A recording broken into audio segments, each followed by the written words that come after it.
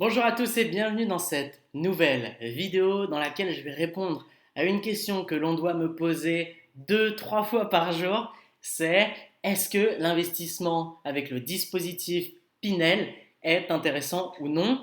Et si oui, sinon, pourquoi? Pourquoi est-ce que je devrais le faire? Pourquoi est-ce que je ne devrais pas le faire? Et je trouvais ça important aujourd'hui de vous répondre en détail en vous montrant des exemples chiffrés. Vous puissiez aussi comprendre les avantages du dispositif Pinel, mais aussi les inconvénients et de voir si ça colle à votre objectif ou non. Avant toute chose, si ce n'est pas déjà fait, abonnez-vous à la chaîne YouTube pour ne rater aucune de mes futures vidéos. Cliquez sur la cloche à côté du bouton s'abonner pour recevoir une notification à chaque nouvelle vidéo. Et n'hésitez pas à me poser toutes vos questions en commentaire sur le dispositif Pinel pour voir si ça correspond ou non à votre situation. On commence dès maintenant. Alors, pourquoi l'achat en Pinel n'est pas intéressant? Je vais vous le montrer dans cette vidéo. Aujourd'hui, mon objectif, c'est de vous parler de l'achat en Pinel pour un projet d'investissement locatif. Donc, on va voir que ça colle à certains objectifs, à certaines envies d'investissement, mais pas à la majorité. Et si on veut faire d'investissement rentable, ça posera problème. La définition de la loi Pinel, donc déjà la loi Pinel, c'est qu'elle est réglementée par l'article 199 novovices du Code général des impôts et c'est un dispositif de défiscalisation pour l'investissement locatif. Donc son objectif est double, c'est d'inciter à la construction et d'inciter à la rénovation du parc immobilier pour favoriser l'accès au logement. Et sont visés principalement par ce dispositif les foyers aux revenus modestes. Donc le principe du Pinel, c'est quoi? C'est d'acheter un bien immobilier et de le mettre en locatif. Donc on ne fait pas de Pinel pour de la résidence principale.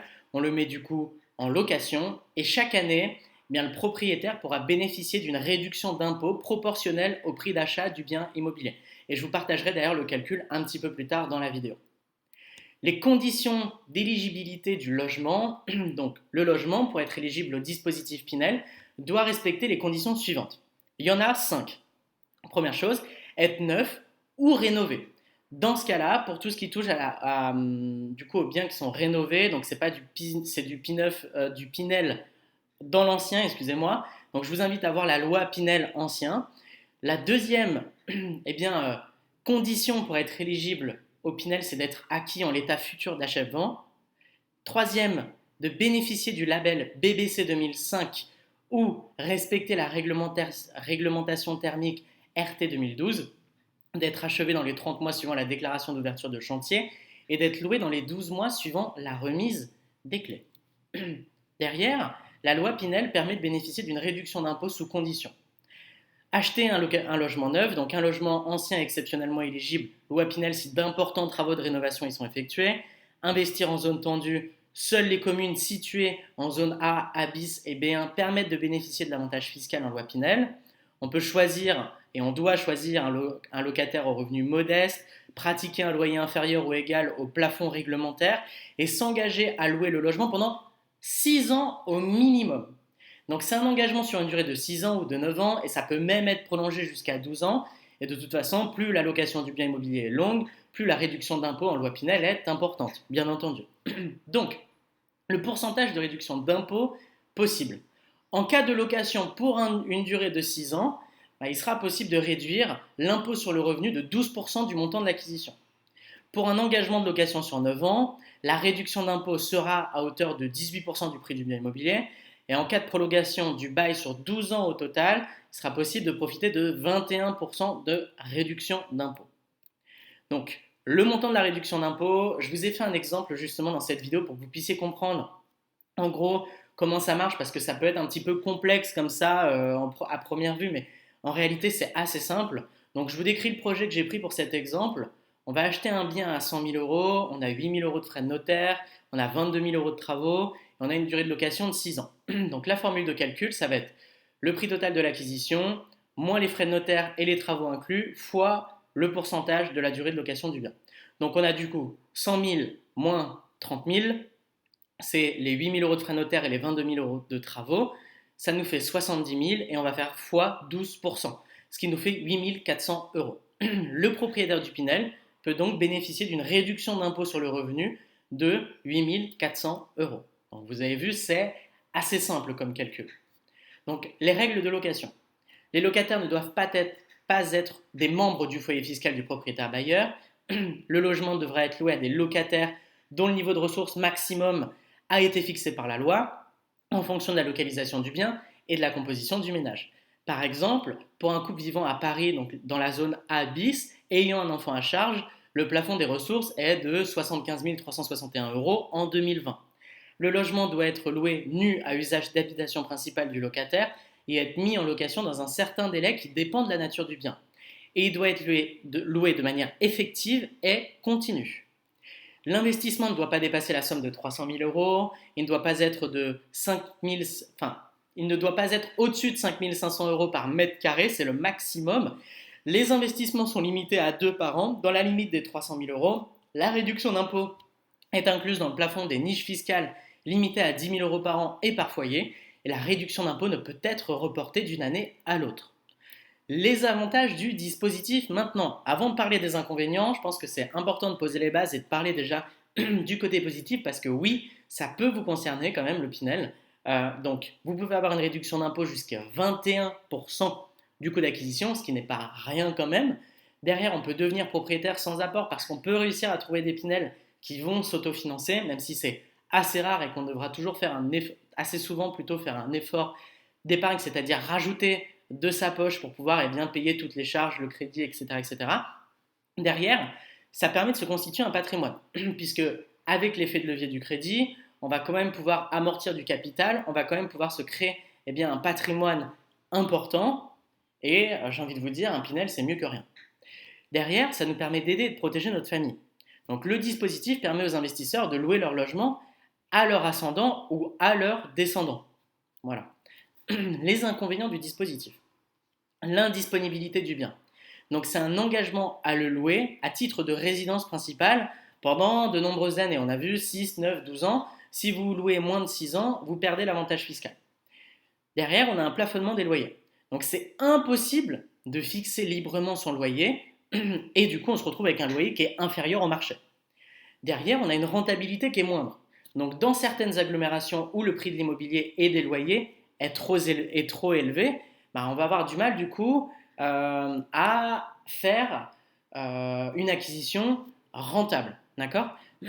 Ça, c'est vraiment le problème. C'est-à-dire que le prix de l'immobilier est important, les loyers est très élevé, par contre, vous serez plafonné. Voilà.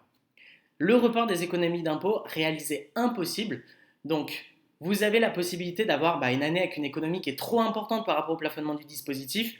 Vous aurez donc une perte importante puisque vous ne pourrez pas en bénéficier. On a vu tout à l'heure que vous étiez limité à 10 000 euros par an. Et derrière, c'est un projet à long terme. Il faut de la patience pour commencer à être rentable. Si vous avez un crédit sur 20 ans, que vous avez à peine l'autofinancement sur 20 ans, ou que vous avez un effort d'épargne à faire sur 20 ans, c'est 20 ans d'effort d'épargne ou de gestion pour ne pas gagner 1 euro de votre poche, même si vous amortissez du capital. Donc ça pose quand même problème, parce que vous allez passer beaucoup de temps justement à gérer un bien qui ne vous rapporte pas sur le court terme, en termes de revenus, de cash flow positif. Et moi, ça me pose problème. Derrière, on a un prix d'achat et de vente qui est supérieur au logement ancien. On parle de 32% supérieur au logement ancien d'après l'IGF. Et on a un prix de revente impactant directement le rendement du Pinel. Donc en l'absence de hausse des prix de l'immobilier, le rendement net d'impôt après revente au bout de 9 ans d'un logement Pinel est négatif d'après l'IGF, en moyenne 30% moins 30% versus l'ancien. Car oui, un bien ancien peut se valoriser, un bien neuf se dévalorisera quasiment toujours puisque ce n'est plus un bien neuf quand vous le revendez 6, 9 ou 12 ans après. Donc ça pose problème puisque vous perdez énormément à la revente. Donc pourquoi ne pas investir dans le Pinel? Investir dans l'immobilier via le dispositif Pinel est loin d'être un bon plan, de mon avis. Donc ça, c'est un rapport qui est commandé par le gouvernement. Et pourquoi est-ce que je vous dis ça justement? C'est parce que dans la moitié des cas, un rendement net global négatif au bout de 9 ans hors effet de la hausse des prix de l'immobilier, donc document rédigé par l'Inspection Générale des Finances et le Conseil Général de l'Environnement et du Développement Durable. Donc dans la moitié des cas, je répète, un rendement net global négatif au bout de 9 ans hors effet de la hausse des prix de l'immobilier. Deuxième chose, la rentabilité d'un investissement en Pinel sur 9 ans est nulle ou négative dans le cas où le prix de vente du logement est inférieur à 2 886 euros du mètre carré. Ce sont des statistiques qui ont été constatées sur le Pinel. Donc pourquoi est-ce qu'on entend parler du dispositif Pinel s'il n'y a aucun avantage? Bah, acheter un bien immobilier neuf est beaucoup trop cher par rapport au même bien immobilier ancien. La réduction d'impôt Pinel n'est qu'une incitation qui permet de gommer totalement ou partiellement ce surcoût. Il s'agit d'orienter l'investissement des épargnants vers des actifs qui répondent à l'intérêt général, mais qui ne seraient pas rentables en l'absence d'un avantage fiscal. C'est justement parce qu'investir dans l'immobilier neuf n'est pas rentable qu'il faut une niche fiscale pour construire des logements neufs. Il est indéniable qu'investir dans un bien immobilier facturé 30% plus cher que son prix de revente ne peut pas être un bon investissement.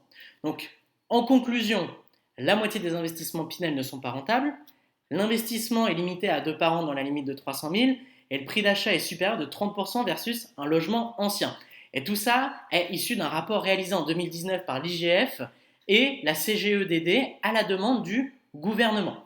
Donc, ce que je peux vous dire par rapport au Pinel pour conclure cette vidéo, c'est que le Pinel permet ce dispositif, permet justement cette économie fiscale pour pouvoir rendre plus sexy l'achat de biens neufs. Maintenant, aujourd'hui, si vous êtes dans cette démarche de quitter votre travail, de vous créer des revenus complémentaires, de devenir éventuellement rentier, employant les grands mots tout de suite, eh bien, ça va être impossible de le faire avec du Pinel. C'est impossible. Mathématiquement, vous aurez à peine de l'autofinancement, voire même dans la majorité des cas, du coup, un effort d'épargne. Et donc, vous n'avez pas acheté un actif, vous avez acheté un passif, c'est-à-dire une dette qui n'est pas intéressante. Pour moi, l'investissement rentable, ça va être plutôt du 10-12% de rentabilité brute minimum, ce qui permet sur une colocation, donc un bien à 120-130 000, de dégager un cash flow de 350 à 550 euros.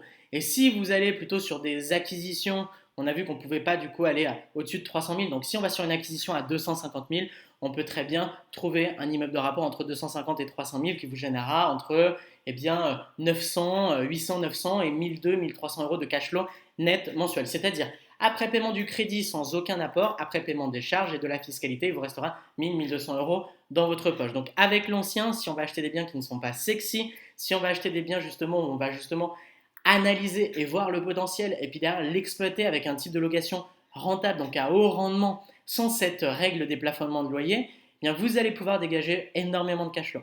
Donc aujourd'hui, c'est ça qui fait que vous pouvez vous créer des revenus avec l'immobilier. Ce qu'il faut voir aussi, c'est la capacité d'emprunt, c'est-à-dire qu'un bien rentable vous permet de réinvestir derrière. Un Pinel qui s'autofinance à peine, vous aurez peut-être un accord pour un bien, peut-être pour un deuxième si vous avez de la chance, mais 3, 4, 5 opérations ensuite seront impossibles. Voilà.